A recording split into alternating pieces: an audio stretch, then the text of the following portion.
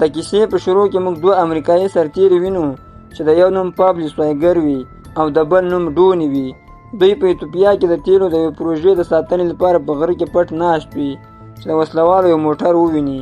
سوایګر پرې ډز وکړي او هدف وولي، بل ډز پر موټروان وکړي او هغه هم ختم کړي. خو ناڅاپه د وسلوالو نور کاروان هلته راشي او پر دوی برید وکړي. سوایګر هم پر هغوی ډزې کوي. وسلوال د راکټ ډزونه پرې کوي خو د دوی اصلي ځای نشي معلومولی. سوایګر مرکز ته خبر ورکړي چې موږ وژغورئ، خو هغوی سوایګر او ملګري ته یې هیڅ هم ونه وایي او د راډیو رابطه هم بنده کړي. سوایګر او ملګري یې هلته مرګ ته پرېږدي. په دې وخت کې د وسلوالو یو هلیکوپټر پر دوی برید وکړي، ډوني وولي او مړ شي.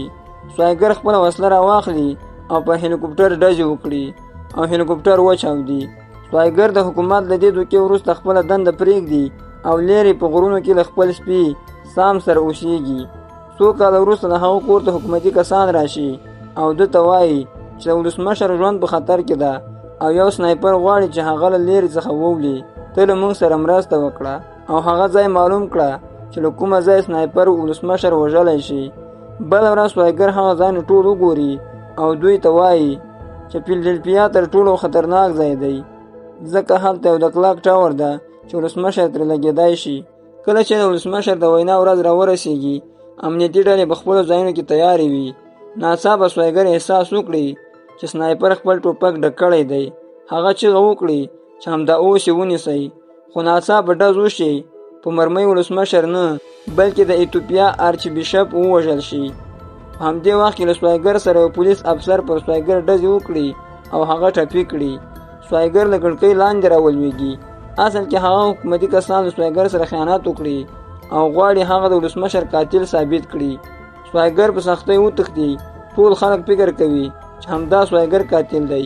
د هغه سنایپر ټوپک د جرم په ځای کې کېږدي. سوایګر په وینو لړلی وي او پولیس په هغه پسې وي. هغه د موټرو مینځلو په ځای کې ځان پټ کړي او خپله وینه لږ څه بنده کړي. وروسته د پولیسو څخه وتښتي او د خپل مړه شوي ملګري کور ته ولاړ شي.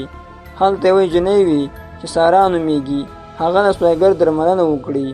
په همدې وخت کې موږ د اف بی آی یو کس وینو، د چا نوم چې نیکمیم پس وي. هغه شکمن شي چې دومره تکړه سنایپر هیڅ کله هم هدف نشي خطا کولی. نو دی پوه شي چې سوایګر بې ګناه دی او دا یوه لویه دسیسه روانه ده. ورو ورو حقیقت معلوم شي چې کرنیل ایساک، ځینې لوړپوړي چارواکي او یو سناتور ټول په دې پلان کې شامل دي. هغوی غوښتل آرچ بیشپ ووژني او پړی پر سوایګر واچوي. سوایګر د خپلو دښمنانو د پیدا کولو لپاره یو ځل بیا جګړې ته راووځي. په دې وخت کې یو څو کسان راشي او نیکمیم پس وتښتوي او غواړي چې هغه مړ کړي.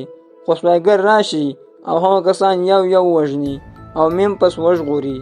میم پس او سوایګر په ګډه د اصلي قاتل د پیدا کولو هڅه پیل کړي. بل لور ته ایزاک د سارا کور د خپل کسان ولېږي. هغوی سارا ووهي او ورته وایي چې سوایګر چیرته ده، خو هغه هیڅ هم نه ورته وایي. په دې وخت کې سوایګر د هغه خطرناک روسي سنایپر په لټه کې شي کوم چې اصلي قاتل وي. هغه پیدا کړي. سوایګر ورته وایي چې ایزاک د چا لپاره کار کوي او هغه د تیلو په پروژه کې ولې بې ګناه خلک ووژل شول.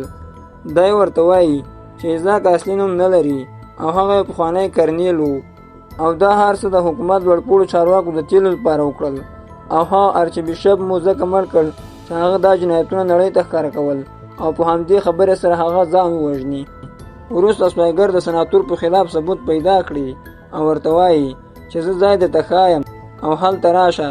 کله چې سناتور او ایزاک راشي نو هغوی مخکې د سوایګر د وژلو لپاره سنایپر کېنولي وي.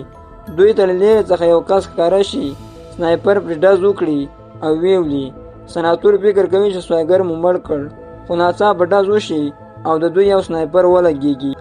ځکه سوایګر بل ځای پټ وي او هغه کس چې لګېدلی وي هغه میم پس وي.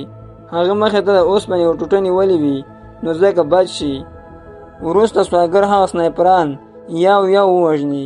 په دې وخت کې سارا یو کس نیولی وي او ټوپک یې په سر وریښی وي. سنایپر نښه ونیسي او هغه په لاس وولي، لاس یې کټ شي.